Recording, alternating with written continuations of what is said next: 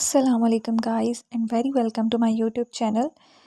आप सबसे रिक्वेस्ट है कि अगर आप फर्स्ट टाइम विज़िट कर रहे हैं मेरे यूट्यूब चैनल पे तो प्लीज़ सब्सक्राइब करें। आज के हम इस वीडियो में जब मैं class 6 science unit number 11 technology in everyday life उसको डिस्कस करेंगे। Now let's start. 11.1 earthen pot gardening. We all know about the importance of vegetables and fruits as they provide vital nutrients that maintain our health and body. Have you ever tried to grow vegetables and fruits at home?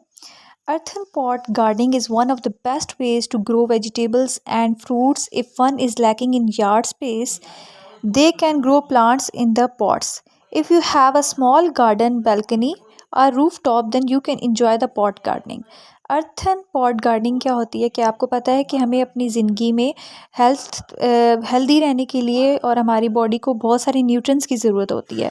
जैसे कि हमने chapter number इस book की start में किया था कि carbohydrates, protein, ये सारे न्यूट्रिएंट्स होते हैं और ये हमें जो है अपनी हेल्थ को मेंटेन रखने के लिए बहुत ज़्यादा ज़रूरत होते हैं। तो ये हम लोग न्यूट्रिएंट्स कहाँ से ले सकते हैं? फलों से ले सकते हैं, सब्जियों से ले सकते हैं। तो क्या आपने कभी कोशिश की है कि आप फल या सब्ज़ी जो है अपने घर पे लगाएं? तो उसका एक सबसे जो बेस्ट वे और जब सबसे बेस्ट तरीका है वो क्या है? अर्थन पॉट गार्डनिंग है। ज़मीन के अंदर लगाए जाएं वेजिटेबल्स और फ्रूट्स को।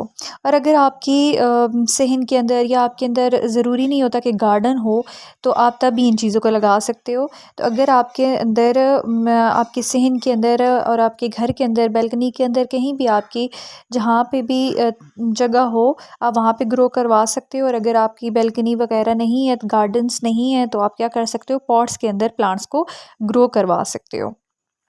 Tips for earthen pot gardening. अब कुछ टिप्स चाहिए होती हैं, ठीक है, अर्थन पॉट गार्डनिंग के लिए।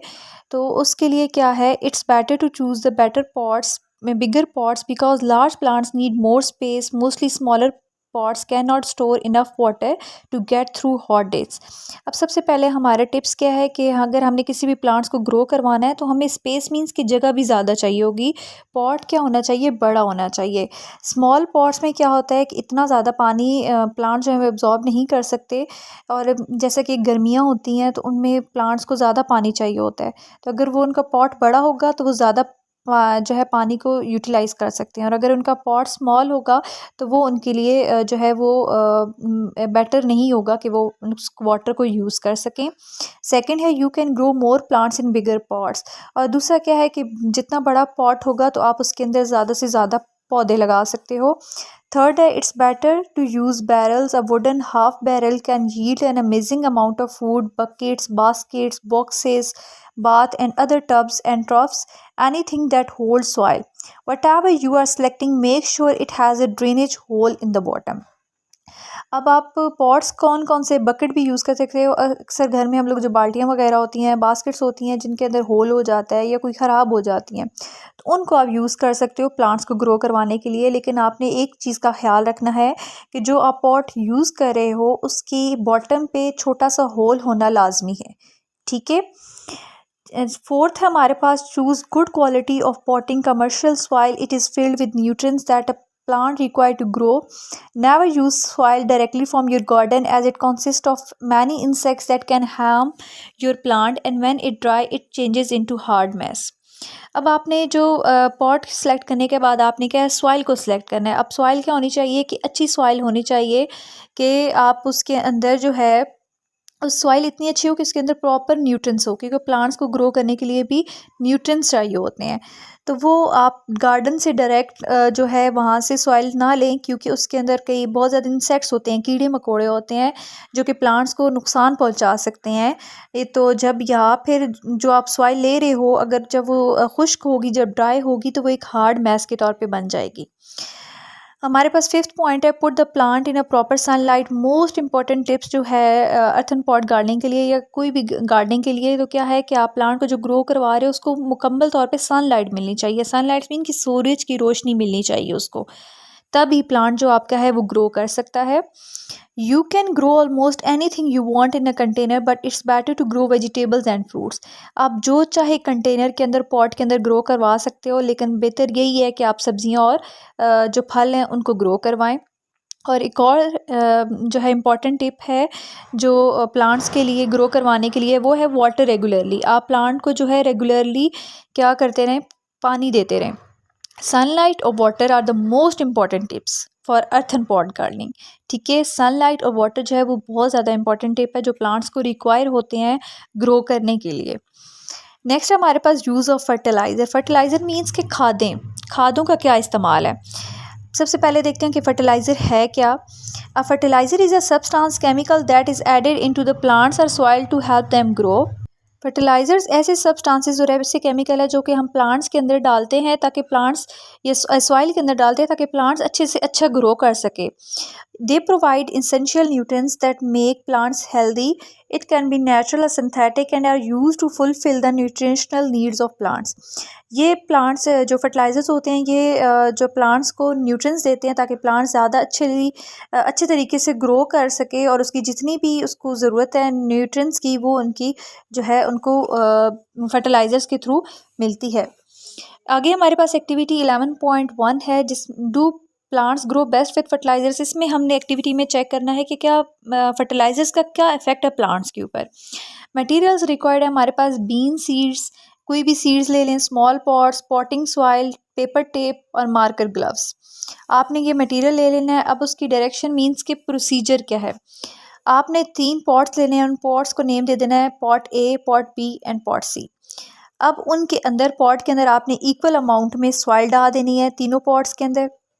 तीनों पॉट्स में सॉइल डालने के बाद नेक्स्ट स्टेप आपने करना है, जो बीन सीड्स लिए हैं वो तीनों पॉट्स के अंदर आपने बीन सीड्स डाल देने हैं। अब आपने क्या करना है कि पहले जो प्लांट ए है उसके अंदर आपने कोई फर्टिलाइज़र नहीं डालनी। प्लांट बी है उसके अंदर आपने जस्ट 5 mg फर्टिलाइज़र को ऐड करना है। और जो प्लांट सी होगा, जो पॉट सी होगा, उसके अंदर आपने 10 mg फर्टिलाइज़र ऐड कर देनी है। ठीक है, उसके बाद आपने क्या करना है, जो प्लांट, अब आपने इन तीनों को कंपेयर करना है कि कौन से पॉट के अंदर जो प्लांट है जिसने ज़्यादा जो है तेज़ी से ग्रो किया है। तो वो हम देखें कि प्लांट ए के अंदर कोई फर्टिलाइज़र नहीं थी, प्लांट बी के अंदर 5 mg फर्टिलाइज़र थी और प्लांट सी के अंदर 10 mg थी। तो इन तीनों को प्रॉपर लाइट मिली है, सेम अमाउंट ऑफ लाइट मिली है, sunlight, same amount of water मिला है। लेकिन हम देखें तो हमारे पास कंक्लूजन क्या आई है कि जो प्लांट सी है उसने ज़्यादा फास्टर ग्रो किया है। ठीक है, फास्ट ग्रो क्यों किया है, क्योंकि उसके अंदर जो फर्टिलाइज़र की अमाउंट थी वो 10 mg थी, जो ज़्यादा थी बाकी पॉट से। तो इस वजह से जो है उसने क्या किया है, जल्दी अच्छे तरीके से प्लांट सी ने ग्रो किया है। उसके बाद है now match watch your beans grow after 1 week. Use a ruler to measure the length of each seed sprout. What part produce the seeds with the longest sprouts? Keep on observing and record your data in given table. Repeat the same activity, replace the seed and continue your observation for several more days. आपने क्या करना है कि beans को grow करवा लिया। अब आपने एक हफ्ते के बाद नीचे ऑब्जर्वेशन एंड डाटा चार्ट दे दिया है। आपने हर एक हफ्ते के बाद क्या करना है कि बीन्स को देखना है कि बीन्स ने कितना ग्रो कर लिया है। आपने तीनों पॉट्स के अंदर मेजर करना है कि किस पॉट के अंदर जो है सीड्स ने बहुत जल्दी से जो है ग्रो करवाया है प्लांट को, और किसके कितने मतलब लीव्स निकले हैं और नंबर ऑफ़ लीव्स उसकी स्टेम के ऊपर कितनी है। आपने रूलर की हेल्प से आपने उस स्टेम की लेंथ मेजर करनी है कि कितनी होगी है। हर हफ्ते के बाद आपने ये चेक करना है।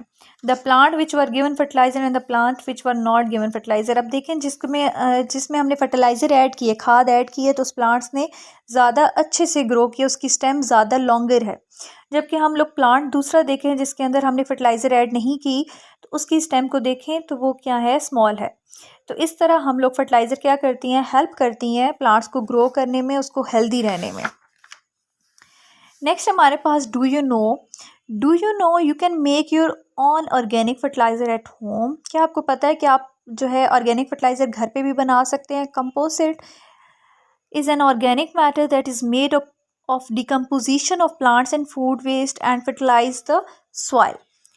अब कंपोजिट क्या है कि ऑर्गेनिक मैटर है जो किस तरह बनता है, जब भी कोई प्लांट्स की डेथ हो जाती है या प्लांट ख़राब हो जाता है उसकी डिकम्पोजिशन से, या फूड वेस्ट होता है, तो वो जब ऐड हो जाते हैं सॉइल के अंदर, हम उसको जो है फर्टिलाइज़ करवा के, तो हम उसको क्या बोलते हैं, कंपोजिट बोलते हैं।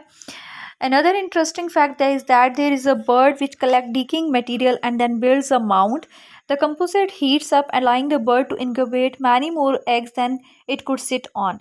This is not a build and leave system through the bird checks the temperature of the composite with its beak and then adds or remove composite material to maintain an ideal incubation heat. अब एक और interesting fact यहाँ पे क्या है कि जो birds हैं, जो परिंदे हैं, वो क्या करते हैं कि ये जो प्लांट्स का डिकिंग मटेरियल होता है इसको वहाँ से ले जाते हैं और इसकी मदद से अपना जो है उसको अपने जो नेस्ट होता है घोंसले के अंदर जो है ऐड कर देते हैं। अब जब ये डिकिंग मटेरियल जो प्लांट का होता है जब इसको हीट मिलना स्टार्ट होती है तो प्लांट्स का जो बर्ड्स होते हैं वो एग ले करना स्टार्ट कर देते हैं, अंडे देना शुरू कर देते हैं जैसे उसके ऊपर बैठते हैं। तो जैसे जैसे बर्ड्स अब उस ज़ाहिर सी बात है कि जब बर्ड्स को इंक्यूबेशन मतलब कि हीट मिलेगी तब वो जो है क्या करेंगे, एग्स को ले करेंगे। तो अब बर्ड्स जो हैं वो क्या करते हैं, अपनी चोंच, बीक मीन्स चोंच की मदद से क्या करते हैं, उस कंपोजिट का टेम्परेचर देखते हैं और अगर उनको ज़रूरत पड़े तो उसमें और कंपोजिट ऐड कर देते हैं और अगर ज़रूरत पड़े तो उस कंपोजिट को क्या कर देते हैं, रिमूव कर देते हैं। The tummy treat formation of yogurt and cheese. Yogurt and cheese are fermented milk products and as such as are means of preserving the nutrients in milk. A wide variety of yogurts and cheese are now available around the world, ranging from very low-fat fruit yogurts to Greek-style yogurt. Yogurt and cheese can be made from cows, goats and buffalo's milks. कुछ yogurt और चीज़ क्या है, fermented milk products हैं, जिसको fermented milk products means कि इनको दूध के ज़रिए बनाया जा सकता है, जो कि जिसके दूध के अंदर बहुत ज़्यादा न्यूट्रिएंट्स होते हैं उसको प्रिजर्व करके, और ये बहुत ज़्यादा वैरायटी में अवेलेबल हैं, लो फैट भी होते हैं, ठीक है। और अब योगर्ट और चीज़ को हम लोग गाय के दूध से भी बना सकते हैं और बकरी के दूध से भी और भैंस के दूध से भी। Do you know fermentation is a chemical process in which microorganism converts carbohydrates such as starch and sugar into alcohol? Fermentation क्या है, एक केमिकल प्रोसेस है जिसमें माइक्रो ऑर्गेनिजम्स कार्बोहाइड्रेट्स को जो है कन्वर्ट कर देते हैं शुगर के अंदर, शुगर और स्टार्च को अल्कोहल के अंदर कन्वर्ट कर देते हैं। तो इस प्रोसेस को हम बोलते हैं fermentation. For example in yeast fermentation sugar में शुगर को कन्वर्ट किया जाता है अल्कोहल के अंदर, और बैक्टीरिया फर्मेंटेशन कार्बोहाइड्रेट्स को कन्वर्ट किया जाता है लैक्टिक एसिड के अंदर कन्वर्ट किया जाता है। The process of fermentation is used in food processing. It develops unique flavors and textures. The term ferment comes from the Latin word fervere, which means to boil. Fermentation was described by the late 14th century alchemist, but not in the modern sense.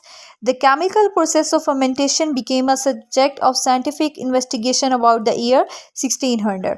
अब fermentation एक ऐसा process है जो food processing में इस्तेमाल होता है। ये बहुत ज़्यादा जायकों के लिए और इस तरह का होता है।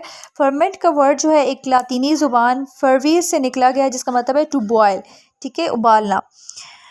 उसके बाद है ingredient of yogurt. Ingredient of yogurts means कि हमें योगर्ट बनाने के लिए कौन कौन सी चीज़ों की ज़रूरत पड़ती है। Main ingredient in yogurt is milk. सबसे इंपॉर्टेंट इंग्रेडिएंट जो योगर्ट बनाने के लिए यूज़ होता है दही बनाने के लिए, वो दूध है। Type of milk used depends on the type of the yogurt. Whole milk for full fat yogurt. Type जो हम कोई भी डिपेंड कर रहा है कि हम किस किस्म का योगर्ट बना रहे हैं। वो मिल्क जो है काउज मिल्क भी हो सकता है, गोट्स मिल्क भी हो सकता है, बफेलो मिल्क भी हो सकता है। अब फुल फैट योगर्ट बनानी है तो हमने पूरा दूध इस्तेमाल कर लेना है। अगर लो फैट योगर्ट बनानी है तो हमने लो फैट मिल्क यूज़ करना है, और अगर हमने नॉन फैट योगर्ट बनानी है तो स्किम्ड मिल्क यूज़ करना है। Sweeteners, flavors and fruit preparations are used in the yogurts to provide variety to the consumers. Do you know the sugar in milk called lactose? जो milk के अंदर sugar होती है उसको हम लैक्टोज कहते हैं। लैक्टोज को हम फर्मेंट करके एक एसिड में बनाते हैं जिसको कहते हैं लैक्टिक एसिड। इट्स मीन कि लैक्टोज को हम कन्वर्ट करते हैं लैक्टिक एसिड के अंदर, जो कि हमें क्या करती है, कर्ड बनाने में हेल्प करती है। उसके बाद है how to make yogurt. Means के योगर्ट किस तरह बनाएंगे। Take 2 cups of milk in a pot and boil it for an hour to sterilise it. Let it cool to room temperature. Add a spoon of yogurt in the milk, mix it well, cover the pot with a towel cloth and incubate it until it sets. Open its after incubation and see the result. अब आपने दही कैसे बनानी है कि आपने 2 cup दूध लेना है एक पॉट के अंदर, और उससे पहले क्या कर लेना है, आधे घंटे में उसको बॉईल कर लेना है एंड उसको फिर ठंडा होने देना है रूम टेम्परेचर पे। फिर आपने 1 चम्मच दही लेकर उस दूध के अंदर डाल देनी है और उसको अच्छी तरह से मिक्स कर लेना है। मिक्स करने के बाद आपने क्या करना है, उसको उस पॉट को कवर कर देना है किसी भी टॉवल के साथ, किसी भी कपड़े के साथ, और उसको बस रख देना है। और जब इंक्यूबेशन का पीरियड कंप्लीट हो जाएगा और उसके बाद आपने उसका रिज़ल्ट चेक कर लेना और आपकी योगर्ट प्रिपेयर हो जाएगी। Do you know the lemon juice lower the pH, producing a sour flavor? It causes the protein to denature and the milk to thicken. This process happens in the matter in a few minutes rather than hours. Lemon juice का क्या काम होता है? Lemon juice ठीक है, जो कि खट्टा होता है, इसका क्या काम होता है? पीएच लेवल को कम कर देता है और मतलब सोर फ्लेवर देता है, मतलब कि खटास देता है। अब इसका काम क्या होता है कि जो प्रोटीन होती है उसको ख़त्म कर देता है, उसको डीनेचर कर देता है, और मिल्क को क्या कर देता है? थिक कर देता है। अब ये जो है ना, फ्यू मिनट्स का ये काम नहीं है, कुछ चंद मिनटों के अंदर ये काम नहीं होता, मतलब इसको कई घंटे भी लग सकते हैं। Cheese that please, how to prepare cheese, what is common thing between yoghurt and cheese making. अब आपने क्या है कि चीज़ को कैसे प्रिपेयर कर सकते हैं, और सबसे कॉमन थिंग दोनों में क्या सेम चीज़ है कि हमें दोनों में मिल्क रिक्वायर होता है। Material required: milk, sauce pan, strainer, vinegar, lemon juice, starting culture. Direction: pour the half-liter milk in a large saucepan. Bring the milk to a boil. Turn the heat down to low. While stirring the milk continuously, pour 1 tablespoon of vinegar or lemon juice. The milk will curdle, meaning that the milk fat separates from the liquid in the milk. आपने क्या करना है कि आपने half litre milk लेना है एक sauce pan के अंदर। आपने मिल्क को बॉईल कर लेना है। अब मिल्क को बॉईल करने का क्या फंक्शन होता है, क्यों बॉईल करते हैं? ताकि उसके अंदर जो भी जर्म्स हैं वो किल हो जाएं। आपने हीट को थोड़ा सा स्लो कर लेना है और मिल्क को जो है ना हिलाते रहना है, ठीक है। फिर आपने 1 चम्मच सिरका या 1 चम्मच जो लेमन जूस है उसको उस दूध के अंदर डाल देना है। फिर आपने क्या नोट करना है कि जो मिल्क है वो आपस में जो दूध है वो मिलना स्टार्ट हो जाएगा, और जो दूध है वो जो लिक्विड होता है उससे अलग हो जाएगा। Allow the milk to cool slightly. Separate the whey form curd using cheese cloth a strainer. Generally roll the curds up in the cheesecloth. Place the cheesecloth on a draining board and allow the cheese to drain for 2 hours. You can also hang the cloth until all the water drips down. उसके बाद आपने क्या करना है कि उस दूध को ठंडा होने देना है थोड़ी देर के लिए। फिर आपने क्या करना है कि आपने वो जो चीज़ या जो भी कर्ड तैयार हुई है, आपने उस चीज़ क्लॉथ को यूज़ करते हुए एक कपड़े के अंदर आपने उसको डालना है और उसको ऊपर से रोल करके उसको आपने ड्रेन करना है, यहाँ तक कि उसके अंदर जितना लिक्विड है वो उसमें से निकल जाए, और जो कर्ड है हमारे पास, कर्ड मीन्स कि जो सॉलिड है, ठीक है, वो हमारे पास अलहदा हो जाएगा। Do you no coagulation is a process of transforming the liquid into a semi-solid. While making cheese, an enzyme called rennet is added either as a liquid or paste to further encourage the milk to solidify. Coagulation एक ऐसा process है जिसमें हम liquid को semi solid के अंदर convert करते हैं। सेमी सॉलिड मीन्स कि हाफ सॉलिड के अंदर बनाते हैं। जब हमने चीज़ बनानी होती है, एक एंजाइम होता है जिसको रेनेट बोलते हैं, उसको हम या लिक्विड ऐड करते हैं या फिर इसको थोड़ा सा पेस्ट बना के हम ऐड कर देते हैं ताकि मिल्क जो है वो सॉलिडिफाई हो जाए, मीन्स कि सॉलिड के अंदर शेप के अंदर कन्वर्ट हो जाए। उसके बाद है हमारे पास ज्वाइन द सर्किट। सर्किट्स को जोड़ना है। सर्किट हमारे पास, जैसे कि हम प्रीवियस चैप्टर्स में भी सर्किट्स को पढ़ चुके हैं, और सर्किट का क्या काम है और सर्किट से किस तरह करंट प्रोड्यूस होता है। सर्किट के अंदर क्या है कि जो इलेक्ट्रॉन्स हैं, जो चार्जेस हैं, वो फ्लो करते हैं, तो तब हमारे पास करंट प्रोड्यूस होता है।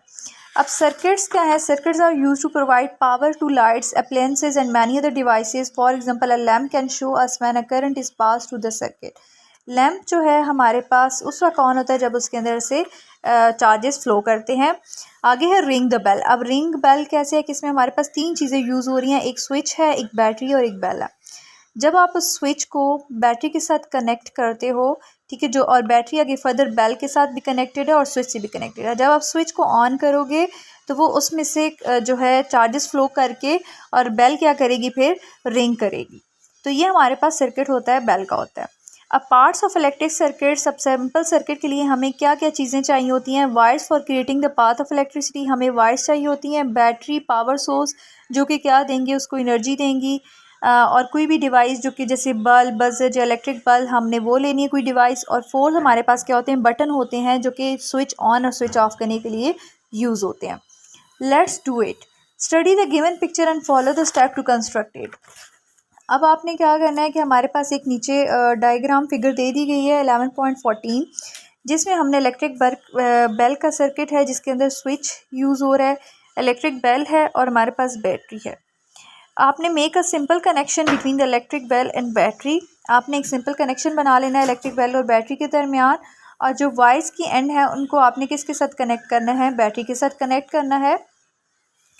Connect the switch by putting wires. Now what did you observe. अब आपने क्या करना है कि जो वायर्स हैं उनको आपने स्विच ऑन कर देना है। जब आप स्विच ऑन करोगे तो उसमें से चार्जेस फ्लो करेंगे, और जब चार्जेस फ्लो करेंगे तो उसके क्या होगा, इलेक्ट्रिक बेल रिंग करना स्टार्ट कर देगी। What would happen when you switch on or off the button? Write your observation. तो इसमें आपने क्या लिखना है कि जब आप स्विच ऑन करोगे तो इलेक्ट्रिक बेल जो है वो रिंग करना स्टार्ट कर देगी, और जब स्विच ऑफ करोगे बटन को तो इलेक्ट्रिक बेल जो रिंग करना बंद कर देगी। तो ये आपने ऑब्जर्वेशंस लिखनी है। ट्राई दिस आगे है इलेक्ट्रिक सर्किट्स के हमारे पास activity 11.4। Try this activity with bulb और any other device and observe the following. अब आपने वही जो हमने पीछे सर्किट यूज़ किया इलेक्ट्रिक बल्ब के लिए, वही आपने इलेक्ट्रिक सर्किट अब बल्ब के लिए यूज़ करना है। What would happen when you remove the power supply. अगर आप पावर सप्लाई हटा दो, मीन्स के बैटरी हटा दो, तो क्या होगा, तो हमारे पास बल्ब जो है वो ऑन नहीं होगा। What would happen if you will change the size of battery. अगर बैटरी का आप साइज़ चेंज कर दो, पहले स्मॉल बैटरी लो या लार्ज लो, तो लार्ज बैटरी लोगे तो बल्ब इतने अच्छे तरीके से जो बल्ब है वो रोशन होगा, ठीक है। और अगर साइज स्मॉल है बैटरी का तो बल्ब की जो लाइट होगी वो भी क्या होगी, डिम होगी। Will there be any change if you add more bulbs. और अगर बहुत सारे बल्ब्स आप लगा दो उस बैटरी के साथ, तो अब जब बहुत सारे बल्ब्स लगाओगे तो उन बल्ब्स की जो रोशनी होगी वो डिम होगी, क्योंकि सब में जो है उसकी बैटरी जो है उसके अंदर जो भी है वो उसको जो है सबको डिवाइड होके मिल रही है, तो इस तरह वो बल्ब जो होंगे उसके क्या होगा कि वो डिम होंगे। Try it out in list more application of electromagnet in daily life, for example electric trains. अब इलेक्ट्रोमैग्नेट जैसे कि हमारे मोबाइल फ़ोन्स के अंदर यूज़ होते हैं, स्पीकर्स के अंदर यूज़ होते हैं, तो वो हमारी डेली लाइफ के उसके आपने एप्लीकेशंस बताने हैं। जैसे कि इलेक्ट्रिक ट्रेन्स है, इसके अंदर भी इलेक्ट्रोमैग्नेट यूज़ हो रहा है, तो आपने उसकी एप्लीकेशंस लिखनी है। नेक्स्ट हमारे पास solar oven. Have you ever tried to cook something outside like barbecue? It can be a lot of fun to cook outside, but have you thought you can cook directly from sunlight? How? आपने कभी cook करने की कोशिश की है barbecue और sunlight के through अगर कुक करने की कोई कोशिश की है? Yes, this can be done by using a solar oven, which is a low cost and environment friendly. Sunlight is a main source of energy that is used by everyone. Pakistan is rich with solar energy. Build your solar oven to cook food with sunlight from available resources. A sample solar oven is shown below. हम लोग solar oven के ज़रिए क्या कर सकते हैं, food cook कर सकते हैं, जो कि बहुत ही लो कॉस्ट है, मतलब चीप सोर्स है हमारे पास फूड को कुक करने के लिए। जो सनलाइट है जो सबसे ज़्यादा पाकिस्तान के अंदर है, तो उसके सोलर एनर्जी मींस कि जो हमें सनलाइट से मिलती है, जो हमें सन से मिलती है, तो वो हम लोग हर कोई उसको यूज़ कर सकता है। तो उसमें क्या है कि हमारे पास एक नीचे हमारे पास देखें तो सोलर ओवन दिए गए हैं, ठीक है। ये हमारे पास एग्जांपल है। अब सोलर ओवन जो होते हैं उनको हम सोलर कुकर भी बोलते हैं। अब सोलर ओवन की डेफिनेशन है, it is a device which uses energy of direct sunlight to heat cook और pasteurise drink and other food materials. अब डिवाइस है एक सोलर ओवन, एक ऐसी डिवाइस है जो कि क्या करती है, सनलाइट से एनर्जी को लेती है और जो भी फूड है उसको या तो हीट करती है या फिर उसको कुक करती है। कोई भी आप फूड मटेरियल ले लो। What do you think? How can we use solar energy for cooking? How hot do you think it will get inside the solar cooker? Let's explore it. Materials required. अब हमें solar oven घर पे बनाने के लिए हमें जो materials चाहिए वो है empty pizza box, aluminium foil, box cutter, scissor, clear tape, black paper, plastic wrap and wooden rod for support. अब हमारे पास एक कोई भी आपके पास पिज़्ज़ा बॉक्स है, एल्युमिनियम फाइल है, सीज़र वगैरह ये हमें चाहिए। अब हमारे पास प्रोसीजर क्या है, क्या स्टेप्स हैं, हम घर पे सोलर ओवन बना सकते हैं। The following procedure steps are followed using the ruler, pencil, or draw a square 1 inch in from the edges of the top of the box. Now use the box cutter or knife to cut out 3 of the 4 sides of the square. Cut a piece of aluminium foil large enough to cover the inner side of the cardboard flap. Wrap the foil tightly and secure with tape. Cover the bottom of the pizza box with piece of black paper. To insulate your oven as it holds into more heat, roll up sheets of newspaper and place them on the bottom of the box around the cooking area. Cut the plastic larger than the opening so that it can be tapped to the underside of the box. Now place the food to be heated in the oven and tape the plastic cover it. Make sure that the plastic becomes a tightly sealed window so that the air cannot escape from the oven interior. And the last step says the close the pizza box top with the window and open the flap with the wooden rod. Face towards the sun and adjust until the aluminum reflects the maximum sunlight through the window into the oven interior. Wait for some time for the food to be cooked. अब क्या steps हैं कि आपने एक pizza box ले लेना है, ठीक है, और उसका मतलब घर पे कोई भी बॉक्स मिल जाए उसको आपने रूलर और पेंसिल की मदद से उसको आपने एक स्क्वायर इंच 1 इंच कर लेना है। अब आपने क्या करना है कि एक एल्युमिनियम फाइल लेनी है और एल्युमिनियम फाइल को आपने जो आपने बॉक्स लिया उसके इन साइड में आपने उसको वहाँ पे जो है रैप कर देना है। फिर आपने उस एल्युमिनियम फाइल के ऊपर आपने प्लास्टिक जो शीट ली है, प्लास्टिक पेपर लिया है, उसको एल्युमिनियम फाइल के ऊपर कवर कर देना। अब प्लास्टिक रैप करने का क्या मकसद है कि हमारे पास जो हीट अगर एब्जॉर्ब हो रही है तो दोबारा हीट उसमें से वापस नहीं निकल सकती, ठीक है, वहाँ से रिलीज़ नहीं होगी। और आपने क्या लेना है कि जो आपने बॉक्स लिया है उस बॉक्स के एंड पे आपने क्या कर देना है, एक ब्लैक पेपर ले लेना है और उस ब्लैक पेपर से आपने उसको अच्छे तरीके से टेप कर लेना है, ठीक है। उसके बाद ये हमारे पास सोलर ओवन जो है इस तरह हमारे पास रेडी हो जाता है। First knows the temperature, take solar cooker outside and place them in an area of direct sunlight with no shade or other obstruction. Close the lid and after every 10 minutes record the temperature. When it is done, record the end time and calculate how long it took.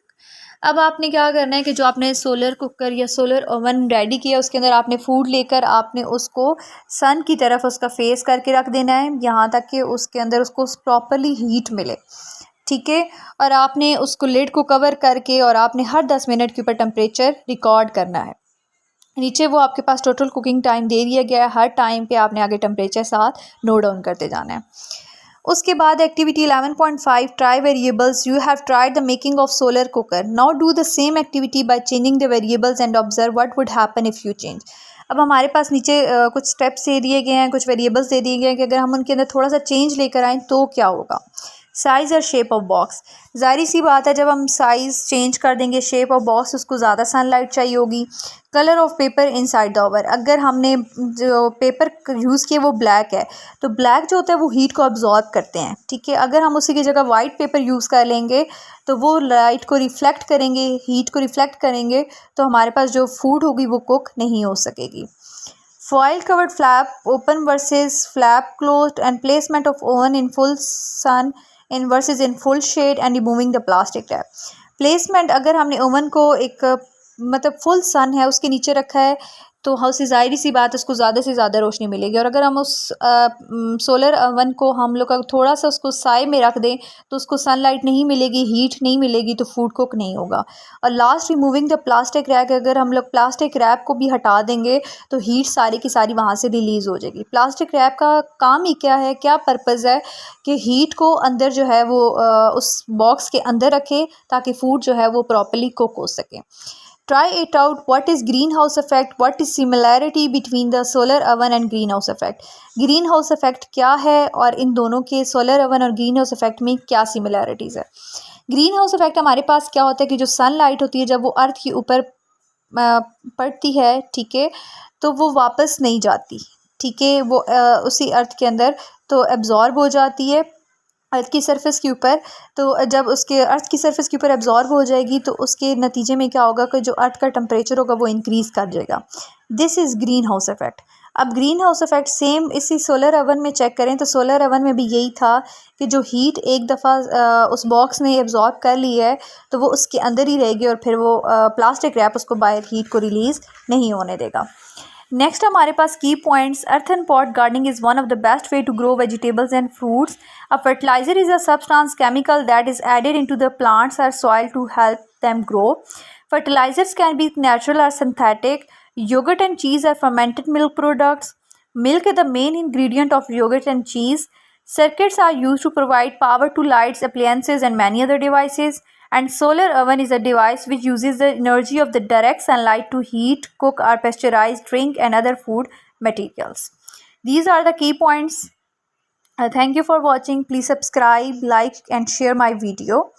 और अगर आपको ये video पसंद आई है तो please comment box में ज़रूर comment करें।